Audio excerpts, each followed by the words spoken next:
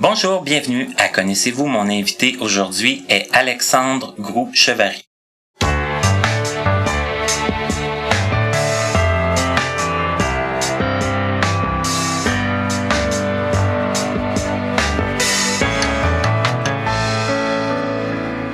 Ça me fait plaisir de vous revenir encore avec une nouvelle émission. Qui dit nouvelle émission dit nouvel invité. Ne vous méprenez pas, c'est déjà le 3e Alexandre qu'on reçoit à l'émission, connaissez-vous, et avec un très long nom quand même, un nom composé, qui doit être quand même assez long à écrire quand tu commences à écrire. En fait, on en choisit un. C'est ce qu'on fait pour écrire moins longtemps. Fait qu'on en choisit un des deux. Tout d'abord, bonjour Alexandre. Bonsoir, Martin. On en choisit un, pour vrai, oui? Ouais, ben, souvent, c'est ce qui arrive. On choisit soit le plus court ou soit en ordre alphabétique, ça dépend. Mais officiellement, quand on fait des signatures, c'est sûr qu'on n'a pas le choix de mettre les deux. Donc, le plus court, c'est Groux. Ouais, le plus court, c'est Groux. L'ordre alphabétique, c'est Chevary. C'est bien ça. Ouais, bon, c'est déjà compliqué. Ouais, mais que voulez-vous? C'est la génération des parents qui voulaient donner les deux noms de famille, qu'il n'y ait pas de chicane avec les parents qui donnent le nom de famille. C'est le nom de famille du père, le nom de famille de la mère. Fait que c'est ça. On m'a donné les deux. Tu parles de génération. Je suis content que ce soit toi qui le mentionne parce que j'aime toujours situer un peu les gens par rapport à leur groupe d'âge un peu. Est-ce que toi, tu es à l'aise de dire ton âge? Oui, en fait, je suis de la génération Y, les millennials. Je suis né en 88, donc j'ai 28 ans, bientôt 29. C'est ça. Puis, c'est ça. C'est à peu près ma génération. Je suis d'originaire de Saint-Hubert. J'habite toujours là-bas. Puis, c'est ça. Le Chevary, vous remarquerez que c'est pas un nom qui est commun au Québec. En fait, c'est que j'ai de la descendance madelinienne, qui vient des îles de la Madeleine. Okay. Mon père vient de là-bas, donc c'est de là le nom Chevary. De ton père. Ouais. Donc, Groux, c'est pour maman. Ouais. OK. Puis t'as pas l'accent des îles. Non, parce que je suis né ici. Okay. Fait que, mais semblerait, selon la famille, que quand je vais là-bas, ça arrive que j'ai des petits... reconnaissent une petite intonation, une petite consonance. Là. OK, d'accord. Ah, c'est intéressant. Bon, donc tu es né en 1988. Bon, en 88, je commençais le secondaire. Et toi, Alexandre, quand tu es né, est-ce que tu avais déjà un problème de vision ou si c'est arrivé plus tard? C'est arrivé plus tard au courant de ma jeune vie. En fait, c'est arrivé à l'âge de 9 ans. Auparavant, je voyais parfaitement. Quand même, 9 ans, ça fait... à 9 ans, on a des souvenirs de ça, là. Oui, en fait, là, j'ai encore de très, très, très bons souvenirs, en fait, pour me représenter au niveau de la mémoire, là, tous les aspects physiques et l'entourage, etc. J'ai des bons souvenirs de ce que j'ai déjà vu. Puis si on me décrit quelque chose ou on me dit quelque chose, je suis capable de l'identifier là, assez facilement. Mais il te reste encore un peu de vision? Oui, mais très peu, dans le sens que pas assez suffisamment pour pouvoir lire et me déplacer quand même aisément là, sans ma canne blanche. OK. Et là, bon, 9 ans, donc, tu as commencé le primaire à l'école régulière. Et là, bon, j'imagine que comme tous les petits gars de ton âge, t'avais un paquet d'activités et tout. Et effectivement, j'étais très sportif à l'époque. Là. En fait, c'était ce qu'on pourrait dire peut-être une de mes passions. Là. Je jouais beaucoup au baseball, puis j'ai joué 1 an au football avant de perdre la vision. Ah, au football, OK. Ouais. Hey, c'est quand même un sport assez... oui, mais à cet âge-là. À cet âge-là, c'est pas aussi... agressif et violent qu'on pourrait le... Ouais, non. J'espère, en tout cas. J'espère. Sinon, je me dirais, bon, on comprend des fois d'où vient la violence. Là. Oui, mais à la charpente que j'ai présentement, c'est à peu près au seul âge où j'aurais pu jouer au football parce qu'aujourd'hui, j'ai pas la shape pour jouer dans une équipe de football. Ouais, t'es de grandeur moyenne? Non, disons que si on dit que la moyenne, c'est... Je sais pas exactement... 5'6", 5'8". Ah, non, je suis en bas de la moyenne. Je suis dans le 5 pieds 3, là. Je suis très petit, là. Dans le sens que petit, mais petit. D'accord. Et là, la question qui tue, mais ça t'a pas tué. Non, bon, je suis encore en vie. Qu'est-il arrivé pour que tu perdes la vision à 9 ans? En fait, ça s'est passé, si je me souviens bien. En fait, c'est que à la base, il y a une diminution graduelle que j'ai constatée au début de l'automne, au début de ma 4e année, mais c'était pas quelque chose qui était très, très visible, dans le sens que je me disais probablement que j'ai besoin de lunettes, puis c'est simplement une baisse de vision normale. Donc, on est allé voir l'ophtalmologiste. Ouais. Puis, en fait, ils nous ont prescrit me prescrit des lunettes. Puis, il a quand même mis un petit avertissement à mon père. Il disait qu'il voyait quelque chose de particulier dans un de mes yeux, l'œil droit en fait. Il disait qu'il voyait une espèce d'édème, je sais pas si c'est le bon terme en fait. Puis il disait d'aller communiquer peut-être avec mon pédiatre ou quand même l'hôpital Montréal-Children avec qui j'avais déjà fait affaire auparavant là, pour une leucémie. Donc Une leucémie? Ouais.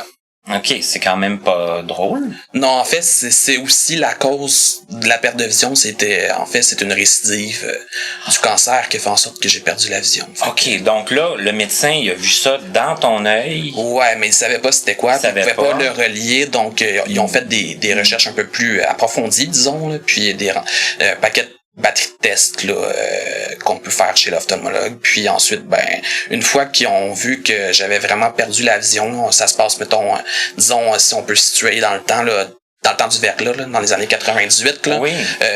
pendant les congés, parce que c'était le verglas, puis le kit, les écoles étaient tout fermées, c'est ça, j'ai passé ces batteries de tests-là, puis après un entretien avec mon père, ils sont revenus, mettons, j'étais à l'hôpital Montréal-Children, ils sont venus pour me dire que je devais avoir une ponction lombaire pour vérifier, là, savoir si c'était pas justement une récidive de leucémie. Et comme de fait, malheureusement, ça s'est avéré une récidive. Donc, la maladie aujourd'hui est partie, mais j'ai des séquelles, c'est que j'ai pas encore retrouvé la vision, puis je la retrouverai probablement jamais. Donc, c'est intimement relié à ça, là. En fait, si ça avait pas été de la récidive, probablement que j'aurais encore la vision aujourd'hui. OK. Et là, la perte de vision, elle s'est faite quand même progressivement? En fait, probablement, c'est difficile à dire, mais probablement que plus le cancer était présent, plus la vision s'est mise à chuter rapidement. Puis, tant qu'on n'a pas eu trouvé la solution, en fait, c'est la raison pour laquelle c'est un peu comme une de tes invitées précédemment, Christine, je crois qu'elle parlait d'une tumeur, quelque chose. Oui. Moi, en fait, c'est le liquide au niveau du cerveau qui a épaissi. Ça l'a créé une pression au niveau du nerf optique, ça l'a usé. Alors, tant qu'on n'a pas eu trouvé la médication pour éclaircir ce liquide-là, en fait, j'ai continué à perdre la vision jusqu'à temps qu'on trouve un médicament. Fait que ça s'est avéré à peu près dans les années 99 où là ça commence à être plus stable, puis j'ai la vision que j'ai présentement, puis ça n'a pas descendu depuis. Mais là, quand tu disais que tu étais au début de ta 4e année, tu avais vu comme une diminution, il y avait eu les lunettes, il y avait eu comme et ça a pris combien de temps avant que disons que si on parle de temps, c'est sûr que les petites variations au début c'était des détails, là, mais quand le cancer s'est probablement installé, ça s'est fait on parle de 2 semaines, là, peut-être 2 ou 3 semaines, puis ça s'est descendu jusqu'à ce que c'est aujourd'hui, là, ce qui veut dire à peu près une vingtaine de % dans un, puis 5 dans l'autre. OK, ça a été quand même assez rapide. Oui. Effectivement. C'était toujours dans le cadre là, de ta 4e année. Mm-hmm. Et là, il est arrivé quoi? On t'a transféré à... En fait, comme l'année était entamée, ça a été difficile de commencer à Jacques Ouellette après le verglas. Donc, j'ai comme perdu le reste de ma 4e année, puis j'ai dû reprendre ma 4e année et l'acquisition de mon braille à Jacques Ouellette en 99, à l'automne 99. OK, donc à l'automne 99, arrivé à Jacques Ouellette, 4e année... Comment c'était? C'était spécial, en fait, parce que quand on voit toute sa vie, une partie de sa vie, puis on perd la vision, on connaît pas le milieu, puis on connaît pas comment ça fonctionne. Puis c'était c'est pas méchant de la façon que je vais le dire, mais c'était un choc pareil, parce que je me souviens, ma première journée, d'arriver dans le grand gymnase de Jacques Ouellette, puis des étudiants qui longent les murs, puis qui tâtent un peu partout, puis là, qui tâtent mon père, qui me tâte moi, puis qui dit, t'es-tu telle personne? Je dis, non, mon nom c'est Alexandre de Tetsalata. Ah, t'es nouveau? Oui. C'était comme particulier. Pas nécessairement un malaise, mais tu sais, c'était un nouveau, c'est ça, c'était un contact différent, c'était un nouveau monde pour moi. C'était, tu sais, quand je dis que c'était un choc, c'était pas négatif, c'était juste que c'était quelque chose que j'avais pas vécu auparavant, donc c'était un peu dépaysant. Comme si on changeait de pays. Sauf que, bon, toi, tu restais à Saint-Hubert à ce moment-là, donc au moins, ça avait l'avantage de pas être tout près, trop loin.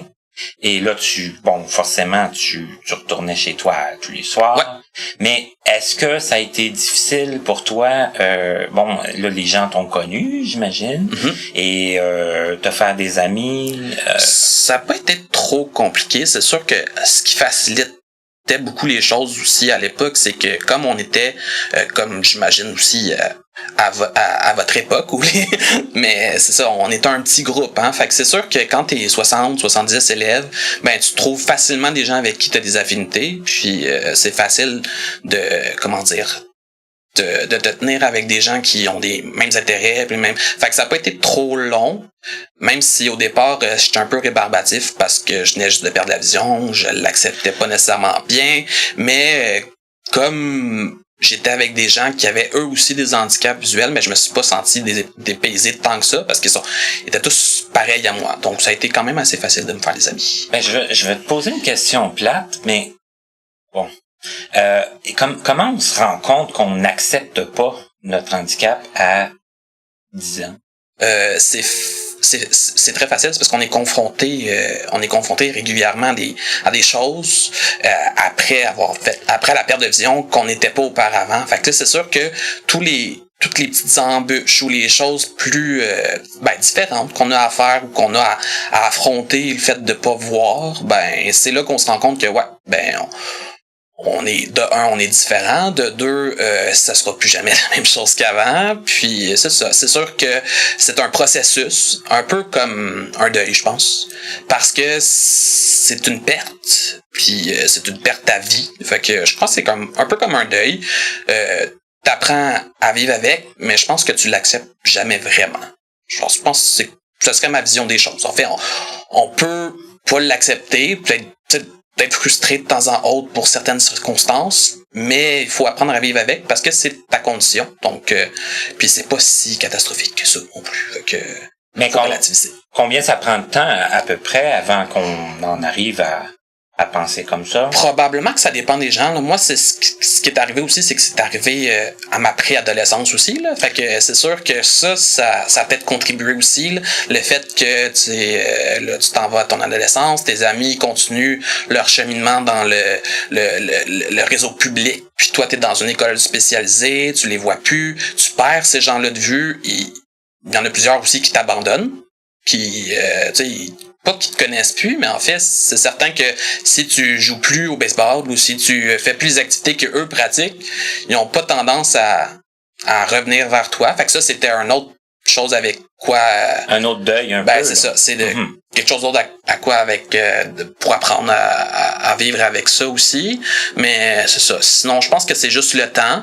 Je peux pas dire qu'aujourd'hui, même si j'en ai 28, que ça va toujours bien puis que je suis tout le temps positif puis j'accepte la situation. Mais ça se vit pas mal mieux qu'à l'époque, là, quand on vient tout juste de la perdre. OK. Et là, t'as appris le braille. J'imagine que tu as appris, je sais pas, est-ce que tu utilisais un ordinateur? À l'époque, c'était pas encore les ordinateurs, on utilisait la dactylo-braille encore. OK. J'ai connu la transition en fait là entre moi je me souviens que les étudiants, quand je suis arrivé à ma sixième année là, les étudiants commençaient à avoir leur propre laptop. Et c'est ça, c'était fourni par la RAMQ, etc. Puis on commençait tranquillement, là, puis on commençait les cours d'informatique aussi, pour commencer à se débrouiller. Puis c'est sûr que Jacques Ouellette, ça a toujours été, je sais pas aujourd'hui, là, mais je veux dire, à l'époque, moi j'ai toujours considéré ça comme un tremplin, en fait. C'est on va acquérir des connaissances. Là, j'avais besoin d'apprendre le braille, de maîtriser l'ordinateur, quoi que ce soit. Puis ensuite, mon but, c'était de quitter le plus tôt possible. Pas parce que j'aimais pas l'école, mais parce que je voulais retourner dans mon milieu. Puis tu sais, je me disais, c'est un peu ça la vraie vie, retourner dans son milieu, non pas c'est pas péjoratif ou c'est pas négatif ce que je veux dire, mais c'est quand même un petit cocon qu'on avait, puis où ce qu'on était traité, c'est quand même assez chouchouté, on avait tous les services à portée de main. Fait que c'est sûr que c'est pas une réalité qu'on a quand on arrive après mettons à la polyvalente ou au cégep. OK. Donc c'est ça. Est-ce que tu as eu de la facilité quand même à apprendre le braille puis à suivre ton cours, des cours réguliers? Le cheminement n'a pas été trop complexe au niveau des matières. C'est sûr que, comme je l'ai mentionné plus tôt, le fait d'être dans le processus d'acceptation, c'est sûr que ça me tentait pas nécessairement je lisais, là, mais dans le sens que c'était quand même un effort. Pour moi, il fallait que je fasse mes exercices.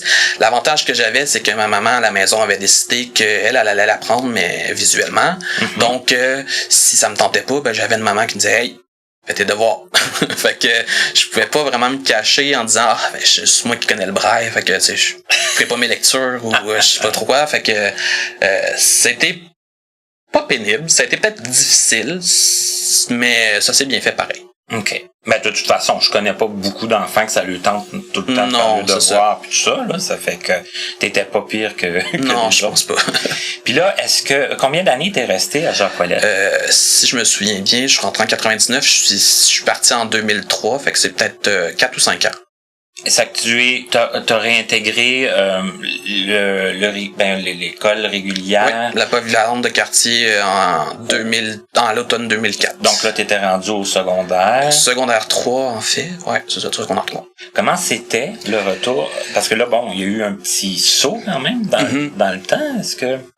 En fait, quand je suis arrivé au secondaire, à la polyvalente de quartier, j'étais encore dans le processus d'accepter puis de vivre. Fait qu'à l'époque, à Jacques-Ouellet, de toute façon, on n'utilisait pas nos cannes blanches, même les non-voyants complets, souvent se déplaçaient, pas de canne blanche, les deux mains devant eux pour voir s'il n'y a pas des obstacles. Puis moi, comme j'étais très orgueilleux, puis que je voulais pas paraître différent quand je suis arrivé à la polyvalente, mais j'ai décidé que, comme je voyais un petit peu, j'allais me débrouiller sans ma canne. Fait que quand on arrive dans comparaison, on tombe dans une école de 72 avec une école qui a à peu près 500 élèves, peut-être même 700.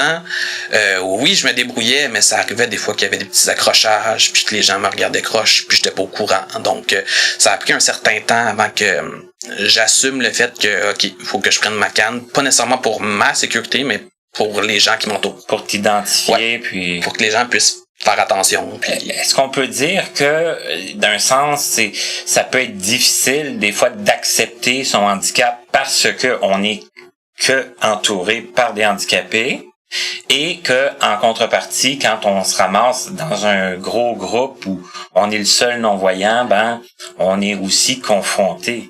En fait, ce qui est arrivé, exemple, si je compare, mettons, Jacques-Ouellet et la polyvalente régulière, c'est sûr que ça a pris un certain temps d'acceptation, mais une fois, Jacques-Ouellet, après 1 an ou 2, on est tous pareils, fait que on se sent bien, puis, tu sais, on a notre quotidien, puis on voit les gens du milieu à chaque jour, on les côtoie, on les voit même des fois le week-end, même s'ils habitent à l'île Moukmouk, là. Mais c'est ça. Fait que c'est sûr que l'acceptation se fait plus vite, tandis que là, quand il y a une différence, puis que là, en plus, c'est l'adolescence, tu veux t'identifier, tu veux pas être vraiment différent des gens, tu veux que les gens t'acceptent. Fait que ça, c'est sûr que ça a été un processus. Ça m'a pris peut-être 1 an avant de me décider à prendre ma canne blanche, vraiment. OK, parce que finalement, tu t'es résolu à la prendre. En fait, il a fallu qu'on me brasse vraiment beaucoup, là, dans le sens que c'est des enseignants qui m'ont dit, là, à un moment donné, va falloir que pas t'en reviennes, mais il va falloir que tu fasses ça pour toi puis pour les gens qui t'entourent. Tu peux pas, puis c'est parce que j'avais commencé aussi à, mettons, s'il y avait des cours qui étaient trop loin puis que j'étais pas à l'aise parce que j'avais peur de déranger les gens ou de me faire traiter différemment, ça arrivait des fois que je cessais des cours. Surtout les cours d'éducation physique. Donc, pourtant, j'aimais ces cours-là, mais c'est ça. Le fait qu'il était à l'autre bout du gymnase puis que c'était à l'autre bout de l'école, là, ça me buguait un peu. Fait que c'est mon professeur d'éducation physique, justement, qui a constaté que je venais moins régulièrement, puis là, il me brassait. Puis ça a été, c'était un gros brassage émotionnel, là. C'est vraiment, vraiment solide, là. Puis après ça, j'ai commencé tranquillement à prendre ma canne. Puis aujourd'hui, je m'en sépare plus. OK, mais là, attends, il y a une chose que je veux savoir parce que là, tu vas être le premier là à me dire ça.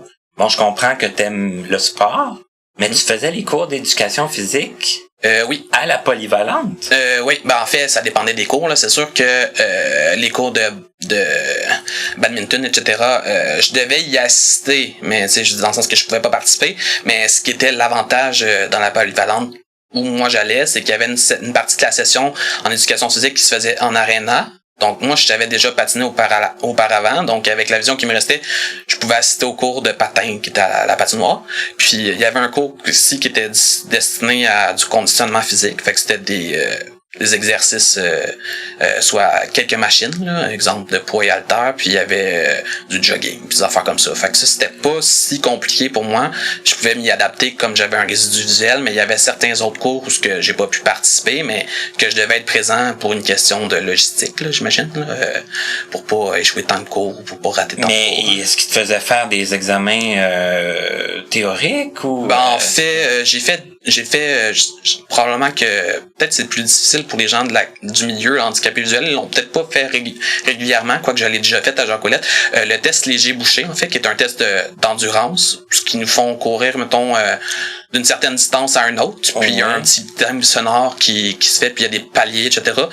Je l'ai fait. En fait, il y avait des gens qui m'accompagnaient. Il y avait quelqu'un qui était comme assigné à moi, puis on courait ensemble, puis là, moi, je courais, mettons, d'une distance à l'autre. Il y avait des comptes qui me permettaient, étant donné qu'ils étaient quand même assez voyants, donc, qui me permettaient de savoir le moment où j'étais arrivé à la bonne ligne, en fait. Puis, c'est ça. J'ai fait quelques tests, mais c'est sûr que tout ce qui était ballon, sport d'équipe. Ça, c'était plus compliqué. Fait que, mais j'ai quand même fait mes cours, puis ils ont été crédités dans mon diplôme. Là. Sur mon diplôme de secondaire 5, c'est bien écrit que j'ai tous mes cours d'éducation physique. OK. Donc, tu n'étais pas dispensé, non. Mais ils t'ont été crédités, puis voilà. OK. Puis ce que tu pouvais faire, tu le faisais. C'est ça. OK. Puis là, je sais que j'ai su, mais est-ce que c'était dans le temps que tu voyais ça, que t'avais été dans les scouts? En fait, j'en ai fait jusqu'à l'an dernier. Là. Cette année, je vais continuer encore un peu. Là. C'est sûr qu'à l'âge que je suis rendu, je le fais plus en tant que jeune. Je le fais en tant qu'accompagnateur ou animateur de groupe de jeunes de 7-8 ans.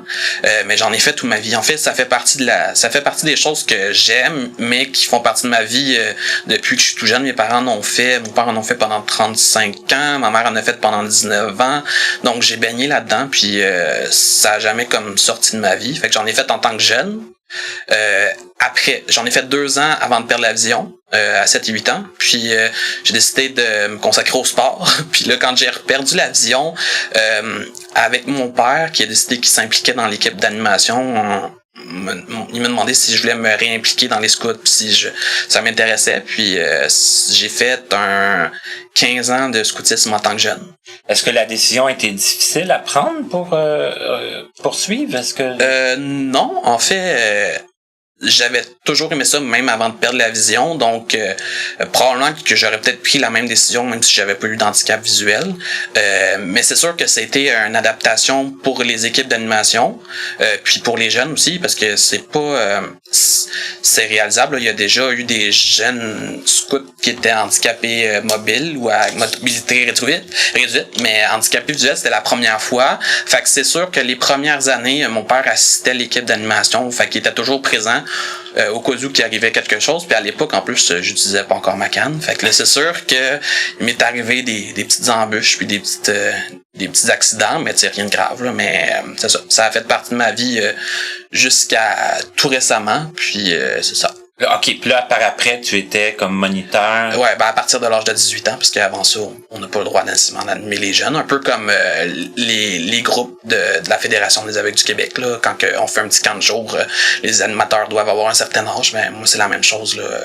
Même principe au niveau du scoutisme, c'est 18 ans et plus, fait que ça va faire 6 ans que j'anime des jeunes, puis le mouvement en tant que jeune se termine à l'âge de 23 ans, fait que j'ai fait du scoutisme jusqu'à 23, puis après, je me suis impliqué comme animateur. Et là, c'était comment? Est-ce que ça a été... En fait, je pense que c'était plus d'adaptation pour eux que pour moi, parce que je connaissais le scoutisme, je savais un peu c'était quoi.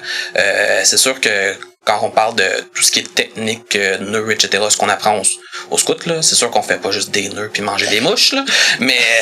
Mais ça, les activités, généralement, je participais aux activités que je pouvais. Les jeux, c'est sûr que les jeux de ballon, lors de rencontres hebdomadaires ou par semaine, c'était un peu plus complexe, mais tu sais, des jeux de course, j'y jouais de temps en autre, où on s'arrangeait, dans le sens que ça a été quand même, ils ont été assez accommodants, puis moi j'ai bien aimé mon expérience, puis je pense que chacun de notre côté, on a pu apporter différentes choses. Que ce soit les adultes ou les jeunes, ils ont dû s'adapter, ils ont pu, souvent je leur ai appris aussi là, ce que moi je vivais, là, exemple là, avec le braille, quoi que ce soit. Là. Donc je leur ai montré c'est quoi une dactylo braille, je leur ai écrit leur nom souvent en braille pour qu'ils aient ça en souvenir. Là. Je faisais tout le temps une petite journée, une petite réunion, ce qui était consacré justement à leur expliquer ce que je vivais, puis comment, c'était quoi mes limitations, puis mais ça s'est bien passé. Puis forcément, les jeunes, ça pose souvent des questions. Oui, mais sont pas trop insistants, puis okay.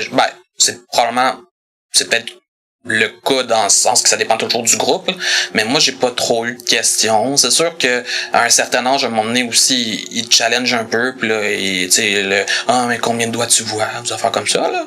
Ça c'est un peu plus, c'est un petit peu plus plate, là, mais sinon plus les gens vieillissaient, moins j'avais de contraintes, puis moins les gens. Souvent, en fait, le moment où ce que j'ai vraiment compris, même si ça m'a frustré un peu à la base, que j'étais vraiment accepté, puis que je faisais partie du groupe comme tel, là. J'étais rendu à peu près à 12 ans, c'est que souvent ce qui arrivait, c'est qu'il y avait une activité mettons qui était annoncée, fait que là le groupe s'en allait puis il me laissait derrière comme si j'étais un des leurs, puis que tu sais il avait oublié que je voyais pas là. Fait que là j'étais comme en arrière, j'étais venez me chercher là, je vois pas.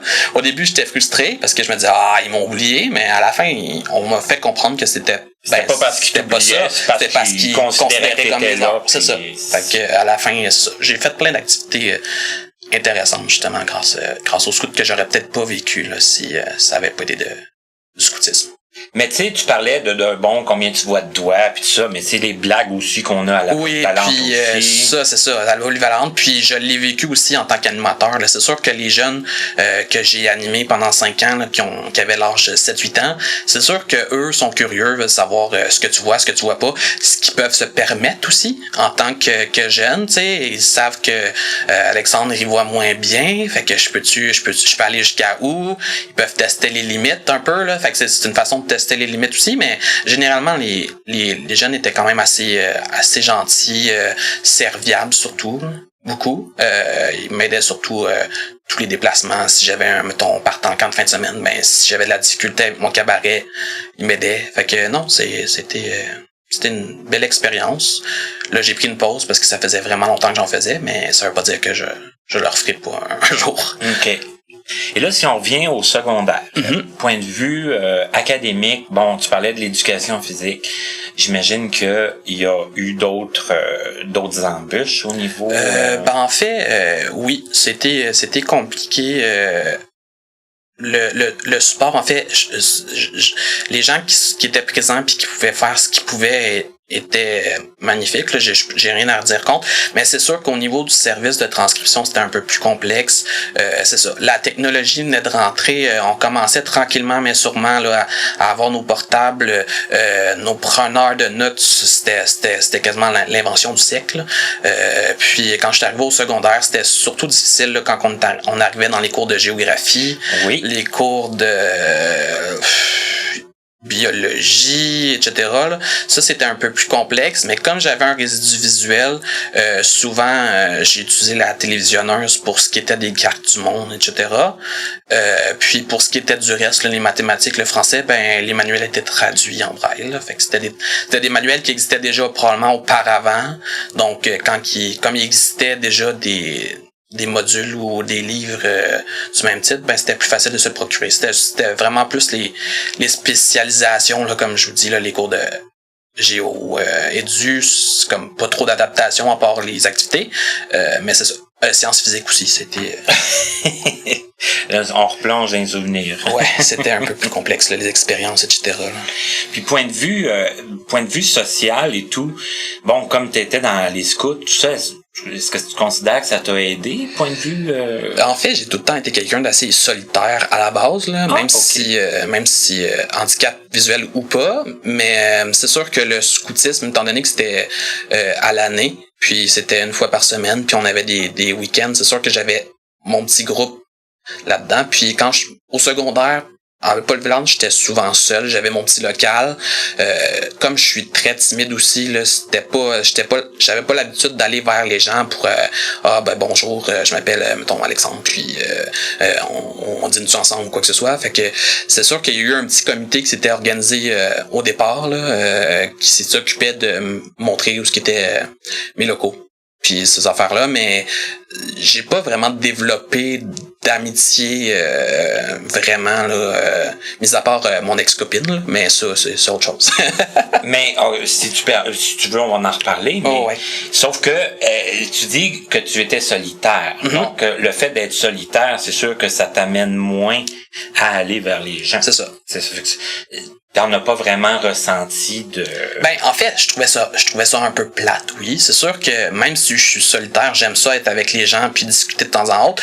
Mais le fait d'être timide puis de pas justement savoir comment aborder les gens avec mon handicap, puis est-ce que ça va-tu les déranger? Est-ce que je vais pouvoir être intéressant parce que j'ai pas le même rythme de vie qu'eux, je fais pas les mêmes activités, je fais pas du skateboard, je fais pas ci, je fais pas ça. Fait que ça aussi, ça me bloquait, mais c'est probablement juste moi qui me bloquais par moi-même. J'aurais peut-être pu rencontrer plus de gens si... Mais t'en as quand même rencontré quelques-uns. Oui. Et c'était quoi tes activités? Qu'est-ce que tu faisais comme activité en dehors de... Ben, c'est sûr que le scoutisme, c'était une grosse partie. C'est sûr que j'avais aussi... j'ai participé aussi à adolescent à quelques activités avec la Fondation des aveugles du Québec.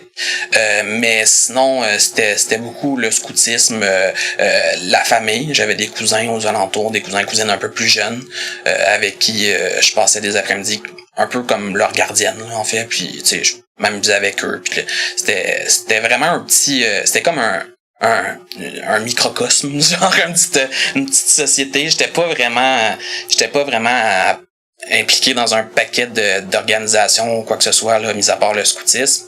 Puis c'est ça, j'avais mon petit cocon, mes petits amis dans mon entourage, puis c'était pas mal ça, là. OK.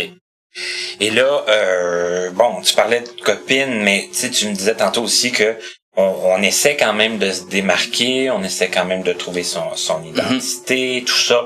La copine, c'est venu quand? C'est venu en comment? fait, c'est venu vers la fin de mon secondaire. Puis moi, en fait, j'étais pas nécessairement au courant. Là. C'est par l'entremise de... comment dire, mon accompagnateur qui m'aidait qui me donnait une petite piste, là, dans le sens qu'il y avait une jeune fille qui me regardait puis qui semblait qui me spottait, si on pourrait dire ainsi, là. Fait que je l'ai su éventuellement, puis ça, je l'ai connu en secondaire 4, puis ça, fait que ça a duré quand même un bon 8 ans, puis c'est ça, on s'est connus à l'école, puis après, ça a perduré au-delà, même si elle n'a pas continué au cégep. Et là, tu l'as dit, là, c'est ton ex-copine, donc ça s'est arrêté. Mm-hmm. Le cégep. Quand vient le temps là, de commencer à penser à ce qu'on veut faire, ce qu'on peut faire, là, on va pas s'enfarger dans les fleurs du tapis, mais on a des rêves, on a des projets. Toi, à quoi tu pensais? Qu'est-ce que tu voulais faire? Ça a toujours été un peu flou. Je sais qu'au départ, quand j'étais à Jacques-Ouellette, avant de quitter pour Jacques-Ouellette, je voulais travailler en réadaptation sportive. Mais je sais pas si l'entourage, j'étais peut-être mal conseillé en fait, c'est qu'on m'a rapidement découragé en disant t'as pas les notes en mathématiques pour ça, t'as pas ci, t'as pas ça. Fait que là, il a fallu que je passe à une autre avenue. Là, après, c'était la communication, ça a duré un certain temps. Puis là, après, ça a été autre chose. Puis quand est venu le temps d'arriver au cégep, je savais pas trop ce que je voulais faire. Donc, j'ai fait comme la majorité des jeunes qui savent pas quoi faire quand ils arrivent au cégep. Sciences humaines, pas de maths. Est-ce que la communication, tu pensais à quoi? Je savais pas, en fait. Okay. Je voulais juste parler aux gens puis avoir un contact avec des gens. En fait, je travaillais dans le public, dans le sens que que ce soit... fait que c'est pour ça que quand je suis arrivé au cégep, ben là, c'était d'essayer de trouver de quoi de plus précis. J'ai vu plusieurs orienteurs. On m'a dit, travail social, c'est intéressant, mais j'étais pas très, très studieux. Donc, moi, l'université, oui, j'y aurais été, mais pour faire plaisir à ma famille, disons. Là. Fait que c'était pas une alternative. Là. Puis après, c'était technicien en intervention loisir, mais là, j'avais plus les notes. À la fin de mon processus, au niveau du collège ou du cégep, j'avais plus les notes pour rentrer dans le programme. Donc, disons que le cégep, c'était un petit peu difficile. C'était... Sans vouloir être indiscret, là, au secondaire, tes notes, ça se... Ben, ça allait vers quoi? C'était quand même bien, là. J'étais pas la bolle de la classe, là, mais j'étais dans la moyenne. Puis quand je suis arrivé au cégep, ben, c'est sûr que les exigences sont plus hautes aussi. Mm-hmm. Puis comme j'étais pas studieux, puis que là, il y avait toute la question de se responsabiliser, d'aller chercher ses livres à la bibliothèque, s'occuper, s'assurer que le livre que j'ai été chercher, mettons, à la coop, se rende bien au service de transcription, puis tout le kit. Fait que là, il y a eu quelques embûches, quelques difficultés, fait que ça m'a un peu buggé, comme on pourrait dire, là. C'est un beau terme vraiment pas québécois. Là. Non, mais c'est dans le sens que c'est ça a créé une petite frustration encore là, puis c'est ça, fait que c'était un petit peu plus compliqué, j'avais moins de goût, puis souvent ben quand que tu sais comme ça devenait plus difficile parce que j'en arrachais de plus en plus parce que ça devenait de plus en plus compliqué, puis là ben j'avais de moins de motivation, fait que ça a été j'avais des notes de passage dans certains cours, mais il y a certains autres où c'était vraiment plus compliqué, fait que le processus puis le cheminement au cégep c'était un petit peu plus Est-ce qu'on peut le dire à quel cégep t'es allé? En fait, je suis allé à cégep Édouard-Montpetit, le cégep à Longueuil, de Longueuil, ouais. Et est-ce que c'était lourd un peu le processus? En fait, c'était surtout pour moi, en fait, c'était surtout l'espèce de palier ou l'espèce de différence qu'il y avait entre le service qu'on avait au secondaire, même s'il était un peu... c'est sûr qu'on n'était pas, encadré comme à Jacques-Ouellette, mais on avait quand même un peu de soutien. Tu sais, on avait un accompagnateur qui s'occupait de gérer tout ce qui était transcription. On n'avait pas à se casser la tête avec ça. Fait que c'est sûr que quand on arrive au cégep, déjà pour un étudiant qui n'a pas d'handicap, je crois que c'est déjà un échelon à franchir. C'est déjà un peu compliqué. Fait que c'est sûr que avec tout ça à dealer en plus, puis le fait que j'étais pas la personne la plus organisée au monde, c'était un petit peu plus difficile. Mais j'ai pas regretté les années que j'ai passées pareil au cégep. Là. OK. Puis, est-ce que tu l'as ton diplôme? Non, j'ai pas. En fait, je suis à quelques cours près d'avoir un diplôme, mais j'ai pas terminé. Est-ce que tu songes à le terminer? Ça va dépendre de la formation que je vais terminer maintenant, savoir si je décide d'aller un petit peu plus loin, parce que là, présentement, je suis en formation professionnelle. OK, on va en reparler de ça après la pause. Moi, depuis l'automne, je demande puis je t'en ai parlé avant l'entrevue.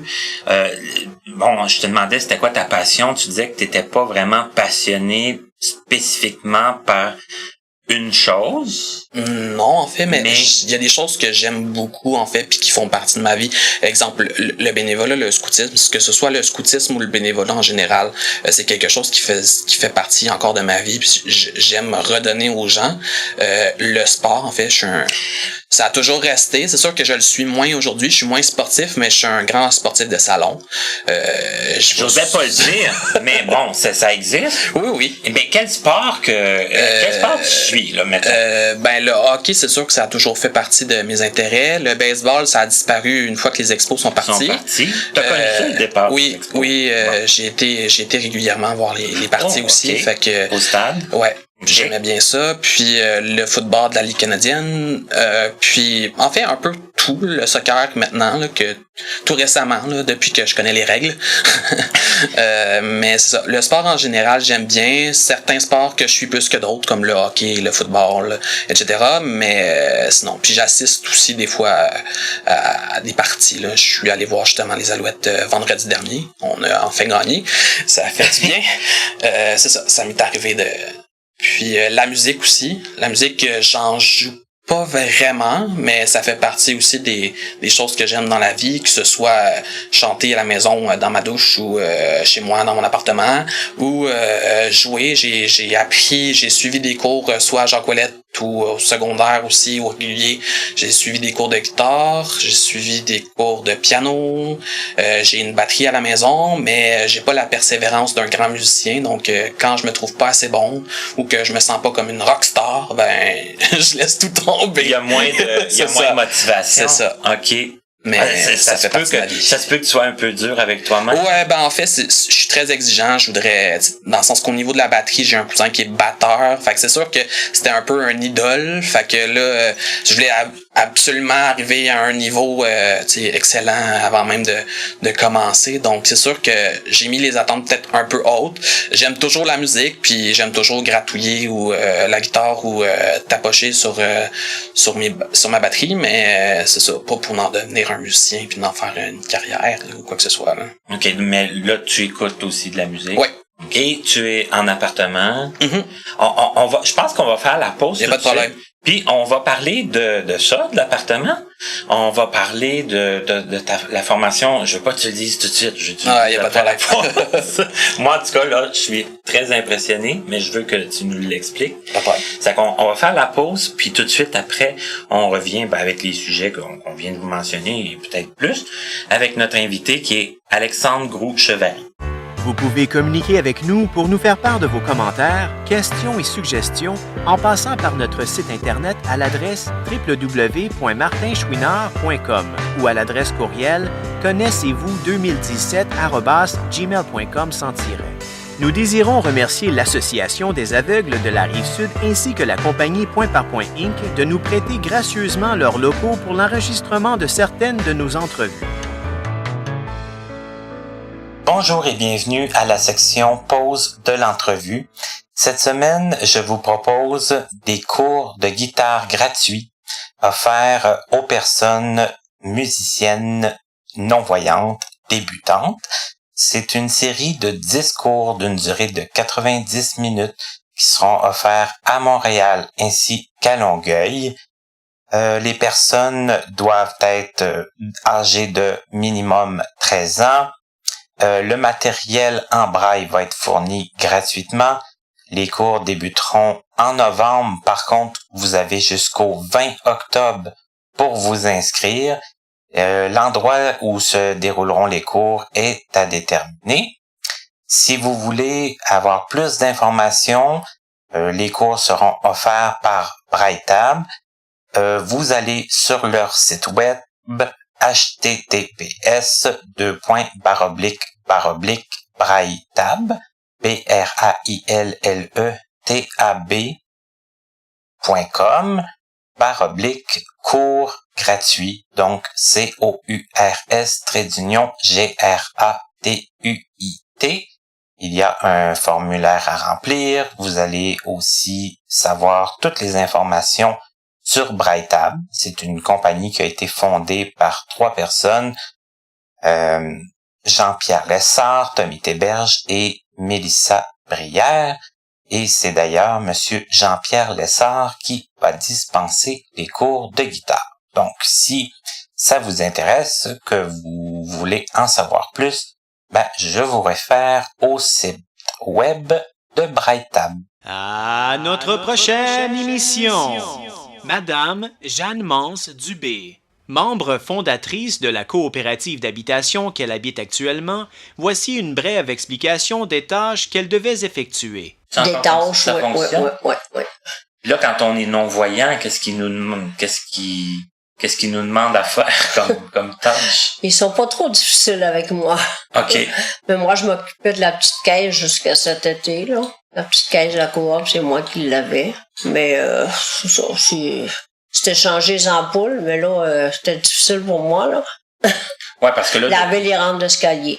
Moi, ma dernière tâche, c'est laver les rampes d'escalier. Parce que depuis toutes les années, ça a dû changer un peu. Oui. Puis tu me disais que tu avais été sur le conseil d'administration. Oui, j'étais vice-présidente. Alors, on est de retour avec notre invité qui est Alexandre Groux-Chevary. Et avant la pause, on avait comme entrepris de décider de parler de certains petits sujets. Tu disais, parce que j'aborde pas avec tous les invités, ça dépend toujours. Il y a des invités aussi qui me disent, je veux pas parler de ci, je veux pas parler de ça. Mm-hmm. Toi, tu m'as pas mis vraiment de restrictions. Non. Je vais en profiter. Tu disais, bon, t'habites en appartement. Oui. Est-ce que t'habites seul? Oui. Oui. Et comment ça se passe, ta vie seule en appartement? Ça se passe relativement. En fait, je dis que j'habite seul, j'ai vécu quand même une année ou deux avec mon ex-copine, donc j'étais pas seul, mais là, depuis maintenant un bon 3 ans, là, j'habite à la maison. Dans un appartement seul, ça se passe relativement bien. C'est sûr que je suis pas un cordon bleu, donc c'est sûr que je mange pas nécessairement du sushi, du tartare, etc. Là. Je passerai pas à un souper presque parfait, mais tu sais, je me débrouille. C'est sûr que j'ai de la famille dans les environs aussi, là, fait que si j'ai des soucis ou quoi que ce soit, j'ai tout le temps quelqu'un que je peux rejoindre. Mais sinon, pour ce qui est des tâches ménagères, même si sont déplaisantes, je suis capable de les faire. Puis je me débrouille quand même assez bien. Tu fais ton ménage, ton lavage. Même si c'est désagréable, mais il faut que je le fasse pareil. Mais tu dis dans la cuisine, tu te débrouilles, mais qu'est-ce que tu... Ben en fait, tu sais, je me débrouille dans le sens que j'ai déjà eu de l'assistance avec l'Institut Nazareth et Louis Braille là, pour me montrer comment faire bien ma cuisson. Mais tu sais, souvent ce qui arrive, c'est que quand on est seul, puis je veux pas généraliser là, mais tu sais, il y a des garçons qui aiment beaucoup cuisiner, mais moi je fais pas partie de ces gens-là, donc c'est sûr que présentement en fait, c'est des repas qui sont quand même assez standards. Un peu de repas congelés, mais tu sais, je suis capable, c'est juste que des fois, j'ai comme pas la motivation de faire des repas très fancy pour moi tout seul. Ouais. Si je recevais des gens, ça me ferait plaisir de faire un effort, justement. Je contribuais un petit peu plus, je faisais un peu plus d'efforts, justement, quand j'étais avec mon ex-copine. Souvent, je faisais le souper parce qu'elle travaillait, puis moi, j'étais aux études, donc j'avais plus de temps à la maison. Fait que ça m'arrivait des fois de faire le souper. Puis, mais sinon, c'est ça. C'est dans le sens que c'est plus une question de volonté, non pas d'aptitude. OK. Puis, pour le reste, ça se passe bien? Ouais. Tu t'ennuies pas trop? En fait, non. Dans le sens que c'est... puis, j'ai eu la chance une fois que j'ai déménagé de chez mon père, en fait, c'est lui qui a déménagé chez sa copine. J'ai eu la chance de revenir dans l'appartement où ce que moi j'ai grandi de 0 à 8 ans en fait, jusqu'avant que je perde la vision. Fait que c'était un immeuble qui appartenait à la famille.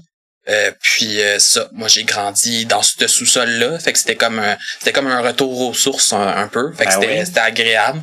Je connaissais l'environnement, c'était dans mon quartier, je le connaissais bien, fait que c'était pas des paysans. Puis c'est agréable, ça ramène des souvenirs. Des bons, des mauvais, mais moi je trouve ça le fun. J'aime un peu la nostalgie. Mais tu disais, bon, t'as de la famille pas trop loin, donc tu te sens pas... Ben, en fait, tellement proche que dans le même triplex, là. Fait que c'est sûr que c'est un avantage. Mais c'est sûr que toute la famille à mon père est sur la rive sud, là, Saint-Hubert, Longueuil, donc c'est pas très très loin. T'as des bons contacts avec ta famille, puis tout ça? Ouais. OK. Maintenant, le sujet, moi, en tout cas, qui me brûle les lèvres, j'aimerais ça que tu nous parles de la formation que tu es en train de suivre, c'est ça? Oui, en fait que je vais, si tout se passe bien, je vais terminer ma formation professionnelle cet automne. La formation que je suis présentement, c'est une formation en vente de voyage qui serait pour éventuellement soit devenir conseiller en voyage dans les agences ou ça peut être aussi travailler pour les compagnies comme Transat, etc., là, les compagnies d'Air Canada dans les bureaux de réservation ou quoi que ce soit.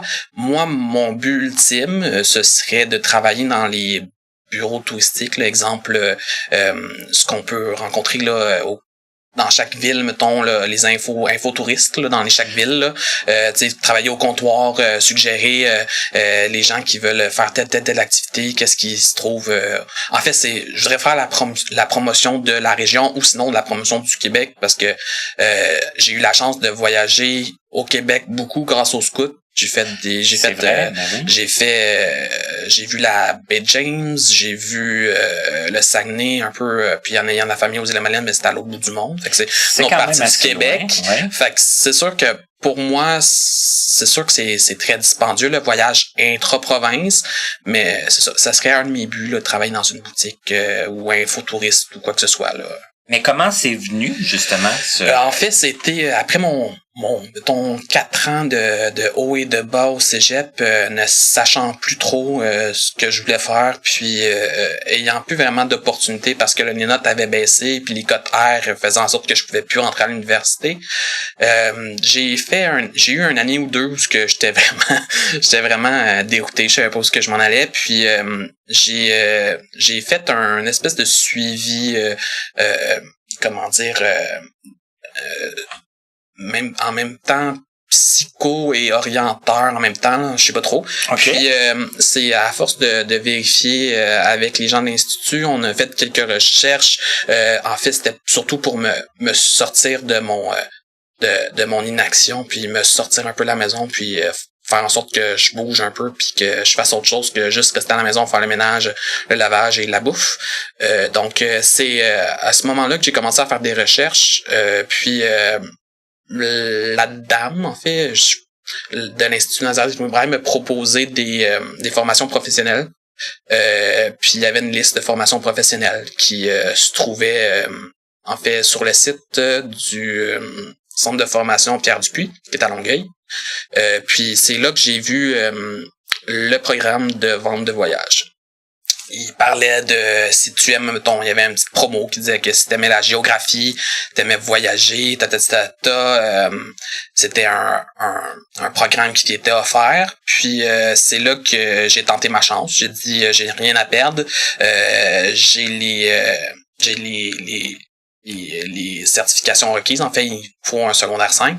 Diplôme secondaire 5, fait que j'ai dit je vais me lancer, je vais voir ce que ça va donner. On a fait des démarches avec l'institut, on est allé voir beaucoup grâce à Madame Nicole qui travaille présentement à l'institut, là, dans le sens que oui, je fais du name dropping, mais je veux dire elle a vraiment été importante dans le processus en fait c'est pour ça que Madame Chantal Nicole, oui. Ouais. Donc on a été visiter justement le centre de formation, j'ai eu une rencontre avec elle et les enseignantes du programme il y a de cela 2 ans en fait. Puis c'est ça, dans le sens que c'était à la base quelque chose de nouveau pour eux, puis quelque chose de nouveau pour moi parce que moi, j'ai toujours cru que les formations professionnelles, ça nous était pas destiné, que c'était consacré surtout à la construction, puis que les programmes étaient vraiment plus pour les voyants, si on pourrait dire ça comme ça. Puis, à force de faire la formation, c'est sûr qu'il y a eu encore des embûches, des difficultés, tout ce qui était géographie encore, parce qu'on fait beaucoup de géographie, bien sûr. Mais juste une petite question comme ça avant que tu continues. La géographie, exemple, là, quand tu étais au secondaire, est-ce que c'était comment? Est-ce que c'était... en fait, au secondaire, ça a été différent que quand je suis arrivé dans ma formation. Au secondaire, j'ai utilisé beaucoup la télévisionneuse. Il y avait beaucoup moins de transcription. J'avais pas vraiment de carte relief, quoi que ce soit. Je faisais beaucoup de trucs que je prenais mes notes sur l'ordinateur. Donc, tout ce qui était travaux, quoi que ce soit, identification, coloriage, des cartes, en fait, on s'était entendu à l'époque, que ce soit au secondaire ou même aujourd'hui dans ma formation quand j'ai suivi mes cours, c'était surtout de les localiser sur une carte parce que je me suis procuré un atlas aussi en vrai, fait que ça l'a aidé beaucoup. C'était surtout de localiser les endroits et non pas nécessairement colorier, mais de savoir, exemple, si je veux savoir c'est où l'Afrique du Sud, mais je sois capable de la situer sur une carte, puis que je sois capable de décrire à peu près où est-ce que c'est situé là. OK, mais toi, t'as une bonne orientation. Je veux dire, comme admettons, prenons le Québec. Oui. OK, dans le Québec, tu te situes bien? Je crois que je me situe moins bien dans le Québec que dans le reste du monde. OK. J'avoue que j'ai encore un peu de difficulté à savoir, OK, Terrebonne, c'est où par rapport, mettons, à, je sais pas moi... Magog, tu sais, dans le sens que je sais que c'est des, tu sais, je connais les gros, dans le sens que je connais tu sais, je connais l'Estrie, je connais les gros, les régions. Les régions, je les connais, c'est juste que de situer, est-ce que c'est comme à l'est du Saint-Laurent, c'est-tu à l'ouest, c'est-tu dans le sud, quand j'arrive, par contre, aux États-Unis, c'est plus facile pour moi, je connais les États, je veux dire, quand je vais en Europe aussi, je me situe c'est sûr que la formation aussi, elle a aidé beaucoup là, pour restituer puis m'aider à ma géographie, mais au niveau de l'orientation, ça se passe relativement bien. Mais tu te considères mieux comme dans le monde? Oui. OK. C'est quand même intéressant. En fait, c'est probablement aussi que la formation de vente de voyage promouvoit aussi beaucoup les voyages qui se font, tu sais, ils vont selon la demande. Hein. Puis la demande au Québec, c'est surtout le Sud, l'Europe, puis quelquefois les circuits un peu plus safari africains ou quoi que ce soit. Puis les États-Unis, ben c'est nos voisins, donc on n'a pas le choix d'un peu de maîtriser ces endroits-là. Puis on parle très peu du Québec, ben un peu quand même, tu sais, dans le sens que mais ça fait pas partie des trucs qu'on vend, qui va se vendre le plus après sur le marché du travail.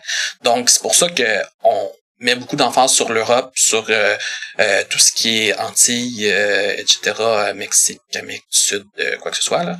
Fait que c'est pour ça que peut-être que je maîtrise un petit peu moins mon environnement, même si je connais les grandes régions, mais c'est ça.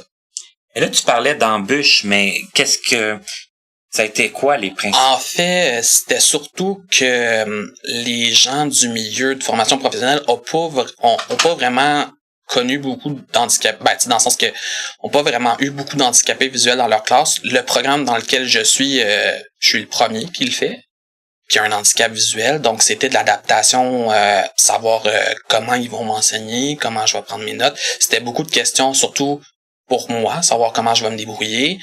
Ça les a sécurisé un peu de savoir que j'avais été au cégep et que j'avais pas eu trop de problèmes au niveau de la prise de notes puis quoi que ce soit là. Mais c'était surtout ça, puis l'aspect aussi qu'on travaille sur des programmes particuliers aux agents de voyage. Donc, c'était de savoir est-ce que la configuration va être correcte, est-ce que je vais être capable d'y aller, je vais être capable de fonctionner. Fait que ça a été toute une adaptation la première année. Que ce soit avec Madame Nicole ou avec les enseignants, c'était de savoir OK, est-ce que je suis capable d'aller sur tel site. Puis j'étais capable de travailler, faire mes travaux sur ces documents, justement sur ces programmes-là. Fait que c'était la première année était difficile. Il y a eu des moments de découragement où j'ai pensé carrément lâcher le programme. Mais étonnamment, j'ai eu un soutien en formation professionnelle plus fort que j'en ai eu au cégep. J'ai l'orthopédagogue à l'école Pierre Dupuis qui m'a beaucoup soutenu. Mes professeurs ont tout le temps été là, puis ils m'ont tout le temps soutenu. Probablement qu'ils ont vu aussi que j'avais une certaine habileté, puis que que j'allais me débrouiller dans le domaine. C'était juste de savoir comment adapter tout ça, puis comment. Puis c'est sûr qu'ils peuvent pas prédire si je vais avoir un job plus tard, puis même pour les personnes qui sont pas handicapées visuelles dans le domaine, on sait jamais là, mais non, c'est ça, j'ai eu un soutien, j'ai quand même trouvé important, beaucoup plus que j'ai pu en avoir au cégep.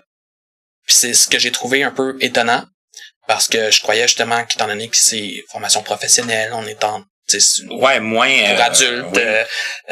Je croyais qu'on était moins supporté, mais l'Institut puis l'Institut Nazareth Louis Braille plus tout soutien pédagogique centre de formation, j'ai rien à redire.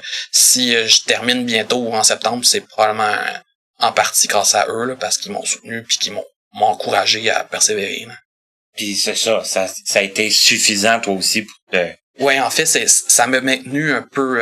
C'est sûr que comme un peu partout dans mon parcours scolaire, il a fallu qu'on, sans être impoli, dire qu'on me botte le derrière un petit peu, qu'on me motive un peu, mais sachant qu'il y avait confiance en moi puis qu'ils pensaient que je pourrais me débrouiller, même que certaines de mes enseignantes trouvaient que étant donné que j'avais une bonne mémoire puis que je pouvais faire des présentations ou vendre un produit en mémorisant un produit sur une brochure sans même, tu sais, en l'ayant consulté, mettons, sur Internet, mais que je me rappelais de toutes mes affaires puis que j'arrivais devant un faux client puis que je pouvais promouvoir mon produit puis qu'à la fin, ben, ça respectait les consignes que j'avais à respecter, ça les a un peu. Puis c'est eux autres qui m'ont dit, ben, si tu mets l'effort, ben, tu vas pouvoir faire ton chemin dans le domaine, puis c'est ta place. Puis c'est ça. Fait que ça a été ardu par moment, mais aujourd'hui, je vois la fin, puis c'est ça qui est important. Mais tu sais, il faut pas se leurrer non plus, hein. Tu sais, des coups de pied au derrière. Tout le monde en a besoin des fois. Effectivement. Hein, c'est pas une question de handicap. Non, c'est ça n'a pas nécessairement rapport à l'handicap. La persévérance, hein. Mm-hmm. Je veux dire, les gens qui ont leurs yeux. C'est ça. C'est certain que je peux pas nier que dans mon programme, c'est sûr qu'il existe d'autres programmes de formation professionnelle, exemple comme le secrétariat, des affaires comme ça, qui est peut-être plus adapté pour une personne handicapée visuelle, même avec un handicap, une nécessité complète.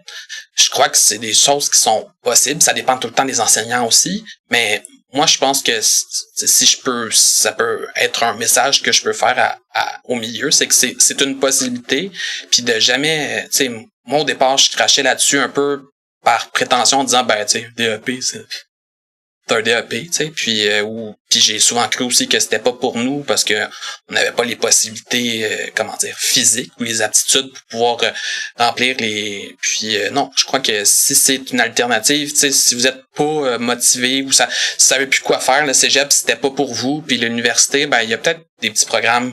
Ça vaut la peine d'aller explorer, puis il y a peut-être des programmes qui pourraient être intéressants, puis que avec un petit peu de fignolement puis un peu de travail de l'école ou là moi je parle simplement de Pierre Dupuis, là il y en a probablement d'autres dans d'autres régions. Est-ce que c'est la même chose? Je sais pas. Moi je sais que j'ai été privilégié, ça s'est bien passé, mais je crois que c'est une alternative qu'on peut maintenant, ben moi en tout cas que moi maintenant je trouve que toi t'es là-dedans là, ouais. Mais pour les autres qui peuvent c'est une alternative qui est peut-être envisageable, puis tu sais qui risque. Vous risquez rien d'essayer pareil là. C'est dans le sens que si vous réussissez pas, c'est pas une catastrophe, mais tu sais au moins moi si j'avais pas tenté de faire le programme, ben aujourd'hui j'en serais pas là, puis je serais pas à un stage final de pouvoir éventuellement m'en aller sur le domaine, même si, dans le domaine du voyage, puis même si je sais pas qu'est-ce que va me réserver l'avenir dans ce domaine-là, en fait, mais ça, c'est pas grave, on verra en temps et lieu. C'est ça, on va... Une chose à la fois. Mais en tout cas, moi, je suis content parce que c'est un beau message d'espoir. C'est un beau message de persévérance. Hein? C'est un beau... même si à un moment donné, tu savais plus quoi faire, ben, t'as cherché, t'as trouvé. Puis ça augure bien. Ouais. On finit sur une petite note... tu joues sur le salon, sur le site de jeux en ligne adapté. Et c'est à peu près la seule place où on peut te voir. Ben, présentement, oui. C'est sûr qu'éventuellement, je vais essayer. C'est pas dans le sens que je voudrais éventuellement, probablement, faire des démarches pour m'impliquer un peu plus, là, dans le sens que, surtout, t'sais, si je remonte à mon passé, quand j'étais à Jacques-Ouellette, je me suis impliqué beaucoup au niveau scolaire, là, dans le sens que j'étais souvent dans les comités d'étudiants ou quoi que ce soit. Fait que probablement qu'un jour, je vais peut-être revenir dans les associations. J'en connais pas une tonne non plus, là. Fait que c'est sûr que ça va être à moi aussi à aller m'informer. Puis, mais pour l'instant, c'est sûr que le salon, c'est l'endroit où ce que je me tiens le plus. Mais c'est sûr que il y a rien qui empêcherait que éventuellement j'entre dans les associations quelconques puis que je m'informe à savoir si je revienne un peu dans le milieu en fait pour savoir où est-ce qu'on en est, la technologie en est où, tu sais, c'est quand même intéressant, puis c'est quand même la façon que moi je fonctionne là, faut, tu sais, à l'âge que je suis rendu, ça fait un bout de temps où ce que tu fais ton deuil, puis tu dis ben tu récupéreras pas la vision, fait que t'es aussi bien de voir où ce que la technologie est rendue, est-ce que tu sais, j'entends parler des jeunes aujourd'hui qui ont pu nécessairement intégrer, qui peuvent rester intégrés dans leur milieu scolaire, ils sont pas obligés de passer par une école tierce spécialisée, quoi que ce soit. Je trouve ça génial, en fait. Puis c'est ça, c'est de savoir où ce qu'on en est rendu, puis me mettre un peu à jour, justement, sur le milieu. Puis d'essayer de prendre tout ce qui est possible pour améliorer notre sort qu'on changera pas. Non, mais je pense que il y a eu beaucoup de changements, puis je pense que si on continue à s'informer, à être curieux, puis à vouloir à vouloir améliorer notre sort, ben ça reste à nous la petite communauté, le petit milieu tu sais, oui, c'est achalant par moment, puis c'est plate de tout le temps vouloir se battre pour avoir tel truc, mais je veux dire, faut c'est un mauvais jeu de mots, mais il faut qu'on se fasse voir. Je pense que c'est ça. Ben, en tout cas, aujourd'hui, tu te fais entendre. Puis moi, ce que je pense, on a besoin des gens comme toi. C'est gentil. Moi, je vais t'aider si jamais tu veux. Je te parle des associations. J'en connais beaucoup. Je connais pas toutes. Mais j'en connais plusieurs. Mm-hmm. Puis on a besoin des jeunes, puis des jeunes qui ont de l'espoir, qui veulent s'impliquer. On en a toujours besoin. Oui. Dans n'importe quel domaine. Dans n'importe quel domaine et Mm-hmm. puis dans notre domaine qui nous concerne aujourd'hui. Ouais. Alexandre, on va finir là-dessus. C'est une super belle note positive. Merci de l'invitation. Merci d'avoir accepté. Merci à vous de nous écouter. Et je vous dis à la prochaine pour une autre émission de Connaissez-vous.